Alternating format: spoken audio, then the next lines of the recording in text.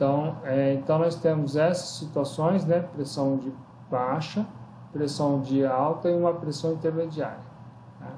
A pergunta que eu faço é: existe uma pressão intermediária que seja melhor?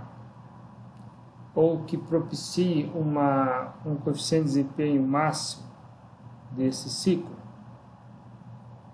Tá? E a resposta é sim. Tá? Aqui, pegando, onde nós fizemos o exercício, foi o terceiro exemplo. Tá? Então, a gente trabalhou aqui, se não me engano, foi de 4 bar que a gente fez. Tá? Então, a pressão intermediária vai aumentando, tá? O coeficiente de desempenho ele vai do mínimo, passa por um máximo, depois ele diminui de novo. Tá? Então, a pressão intermediária máxima para esse ciclo é de 5 bar aqui. Tá? Então, existe uma curva desse tipo. Tá? Eu fiz 3, 6, 9, 10 exercícios desse aqui, 10 pontos, para calcular a pressão intermediária aí, para ver esse gráfico aí. Tá? Bom, consequentemente, se a pressão, aqui é a potência de compressão em função da pressão intermediária. Tá? Então, a potência necessária para mover o sistema, ela é o mínimo na pressão de 5 bar. Tá? E aqui foi feito o quê? A vazão máxima em função da pressão intermediária. Conforme a pressão intermediária vai aumentando, essa vazão máxima aumenta. Tá?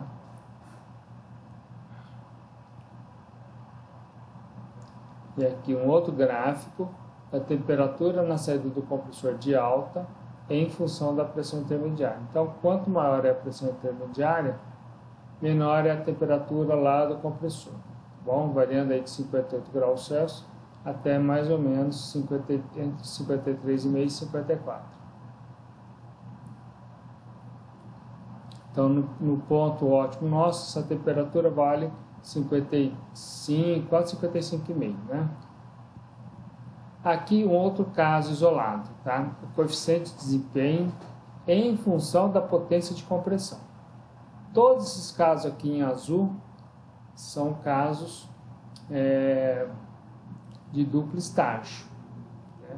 Então, tem 2 compressores. Então, aqui o coeficiente de desempenho, ele gira em torno de 2,25 até 2,42, alguma coisa assim, tá? E esse ponto vermelho aqui, tá, sozinho, é o coeficiente de desempenho em torno de 1,85, mais ou menos, considerando que ao invés de fazer um estágio duplo, um estágio único, né? Somente um evaporador, um compressor, um condensador e uma válvula de expansão. Então, esse coeficiente de desempenho ele cai muito em vista dos casos de coeficiente de desempenho quando você coloca uma pressão intermediária ou de duplo estágio, tá? Quando tem um resfriador intermediário aí.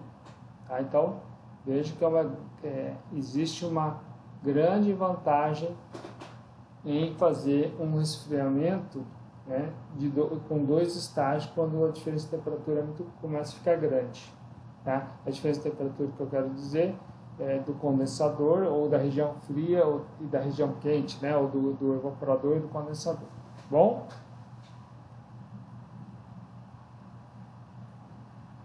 Eu acho que foi só isso que eu fiz, que eu montei, tá, para mostrar para vocês.